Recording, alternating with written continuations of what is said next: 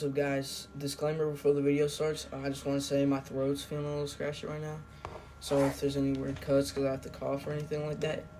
But let's just get it on with, we got a video to film, So I just want to talk about in this video how Borderlands, like the Borderlands atmosphere, what makes it different, what makes it stand out from other games, and talk about some games with atmosphere that stands out. And just how, like, atmosphere in a game can really, like, change the way it feels to play a game and make you really remember it more and stuff like that. I don't want to go too into it in the intro. I just want to debrief what this video is going to be about before we get into it, so let's not waste any more time. Alright, so before I start talking about the actual atmosphere of the game, I'm going to talk about how nostalgia can play a factor into the atmosphere game, especially for like old games. If you played it before and come back, or you've played another game in the series that looks similar to the game, it can feel very nostalgic, and it can add this certain, like, I don't want to say aura because it's like a meme now, but yeah, it has like an aura to it, who even cares? But so I just want to, like, I'm sorry to say this, kinda, I don't know why everyone hates on Borderlands 3. But Borderlands 3 is my first Borderlands game. I got it like a little bit after it came out back in 2019. And I'm not gonna like say like I instantly fell in love with Borderlands 3 and like beat it, because I was still a young kid. I was like younger at that time. Fortnite was still popping. Like, I'd much rather hop on like prime Fortnite. Back in that was 2019, right? COVID. I think COVID might have like been going on, or it was right before. So of course I would want to like play Fortnite and Minecraft and other games like that. Since I was younger, I wasn't really too into the story games like that. Well, now I definitely am. As you can probably tell, I don't have too many videos up on this channel, but I'm definitely gonna be making a lot of story game videos. And so I get this game because my friend tells me to get it. I heard about it through a friend. It's like, yo, we gotta get this game and play the co-op. And I'm not really like friends with this kid anymore, but I have a lot of memories playing games with him. And Borderlands 3, I remember playing this game with my dad, my friends, and yeah, I never really beat it, but it's still like kind of nostalgic to me. And I still remember like the atmosphere of that game and the vibes of that game.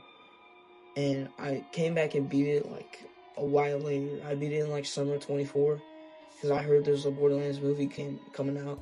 And unfortunately, that movie was dog. But I still enjoyed the game a lot. It was really fun. And so I got the Borderlands, I'm pretty sure it's the Handsome Collection, on sale for $5. A couple months ago, and it was in my backlog. I'm finally finishing it now. And I just finished Borderlands 1, and I gotta say, like, the atmosphere of this game, it's just what sticks out most to me, because like the gunplay is better than Borderlands 3, the story's probably better than Borderlands 2. I haven't played Borderlands 2, but I know like everyone raves about the story. Everyone says Borderlands 2 is like the best one, so obviously the story's probably going to be better than that one. But despite all that, I really think Borderlands 1 is special. I'm not a Borderlands connoisseur. I haven't played pre-sequel or the second one yet. I'm going to play it, and I might make videos on those too if y'all want it. But whenever I'm hopping in Borderlands 1, right, it definitely has, like, even though it's a remaster, I play the remaster, it still has like that old game feel, that old game atmosphere that just can't be replicated. Like, the HUD looks a little different. The graphics, it's obviously 60 FPS, 4K, all that now.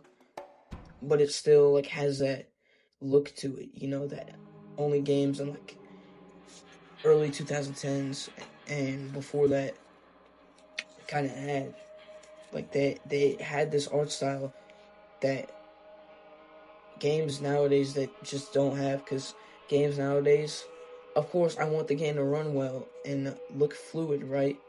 But every game tries to be, even like the Borderlands 4, I haven't played it, but I've seen gameplay, and it's, I don't know, it just looks like a little too, like, realistic and smooth, and it's not, like, it just doesn't match the other games, like, graphics in the way that they ran, like, the art style of it, you know what I'm saying?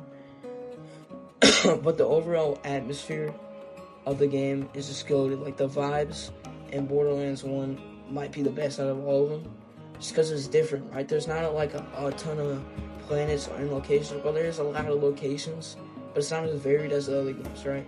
Because, like, definitely Borderlands 3 and Borderlands 4 for sure, it's much more of an open world. There's all these different planets you can go to and stuff. Borderlands 1 is more contained. There is some, like, empty spaces you can. They still got the catch a ride, and you're riding around, but it feels a lot more lonely, right? Because in this game there isn't a ton of NPCs, and when there are, you can't really do anything with them. Like, they'll just give you quests. There isn't any merchants at all.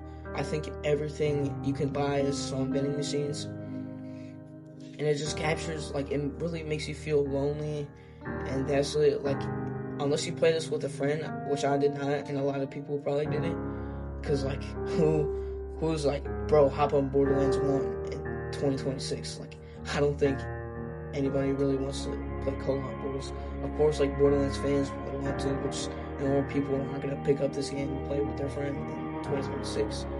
But it makes you feel lonely, bro. Like, it's a desolate world. So that there isn't really any NPCs. There isn't any times where you have to, like, follow an NPC in a quest. Like, it's just you out there killing things. Because everything in this game just wants to kill you, and that's it. Like, there is no safety of an NPC anywhere around the corner. It's always like you pass through an area, you find enemies to kill, and you kill them. And maybe if you're trying to do a quest, you gotta pick up some items along the way. Like, that's it. And that's it makes it very different. Like, even in other Borderlands games, like, the characters will call you. And that doesn't really happen in this game unless you're on a quest. Like, the only character that consistently, like, talks to you is Lilith. She'll pop up on this hologram thing, but that doesn't happen too often. Only when, like, you finish the story mission that will happen. Which isn't too often, by the way, because you gotta do side quests in between to level up to be able to complete story missions. And, well, yeah, characters will talk to you during quests because they're gonna tell you what to do. But other than that, you're kind of moving through this game on your own, right? And it's not just like this game feels lonely. That's not like the only thing about the atmosphere. It's also like this vibe, like this desert vibe. Like, the planets and, like, alien planets and all that stuff about Borderlands is cool. But nothing will match, like, the Pandora desert, right? And just psycho bandits, like cars, like this Mad Max type of vibe, you know. It's like kind of whenever I think of Borderlands, that's what I think of. And, like, the openings of the games, like they open with the music and stuff. Like, that's what I think about whenever I think about Borderlands. And, like, Pandora is usually always the starting area, and that vibe is, like, captured perfectly. Like, he captures all that in the intro, like the chaotic side of Pandora. But once you get into the game, it's chaotic whenever you're, like, in combat. But if you're just wandering through the wasteland, it's not really like that. I'll tell you get a car, it's much different. Whenever you get a car, you're just cruising through, you're not really stopping. But that part, like that first like hour of the game where you don't have the catcher ride unlocked yet, it's kind of special because you just have to walk through. You have to, like, immerse yourself in this, like, wasteland. Now that I've talked about how the atmosphere makes you feel, like, and what kind of the vibes are in the game, why is this, like, good? Why is this important? Because, right, if Borderlands didn't have any of this, if it was just, like, this boring map, but the gameplay was still there, right? Because Borderlands has some fun gameplay. If it didn't have the atmosphere and it didn't make you feel this way, would the game still be as good? I mean, people will probably still, like, this gameplay is great, right? But people want to still be talking about this first game to this day. And, like, Borderlands 1, man, that game was just special. Nobody really would be saying that, right? They're like, yeah, Borderlands is great because it kicked off the franchise, but Borderlands 2, 3, or 4 are also much better. And people do kind of still say that, but people still talk about Borderlands 1 atmosphere and just how the game feels different and what it did that was different from other Borderlands games and other looter shooters. And not only just, like, as a game and a franchise, but this makes the game better as a whole.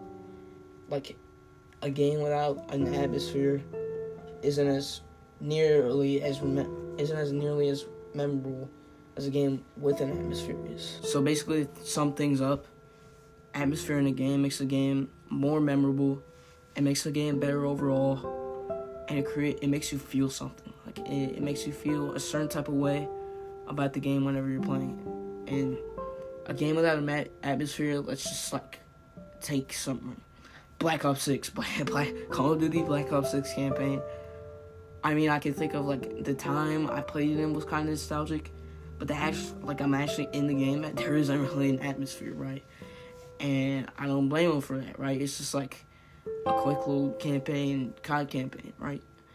But it's not as memorable. I can remember certain parts about it, right? I only played it like 2 years ago, but I don't remember like how that game made me feel. I was like, oh yeah, this is kind of fun, I guess. Borderlands, on the other hand, I'm like, this game has a special type of atmosphere about it. And I think I'm gonna wrap this up here. If you're still here at the end, thank you so much for watching till the end, because I put a lot of effort into this video. I had to play Borderlands and beat it, which took me like a little over a week. And I actually put a lot of effort into editing this video, the music and everything, so I appreciate you staying till the end. Subscribe if you liked the video, and like the video if you liked the video, or dislike it if you didn't like it. Just in general, I need feedback because this is a newer channel, so subscribe if you like it. I need to know if this video is good or not. Just leave a comment. A comment would be the most helpful, so I can get like specific feedback on what I did well and what I didn't. But yeah, I don't want to keep on yapping, so I'm just gonna end the video.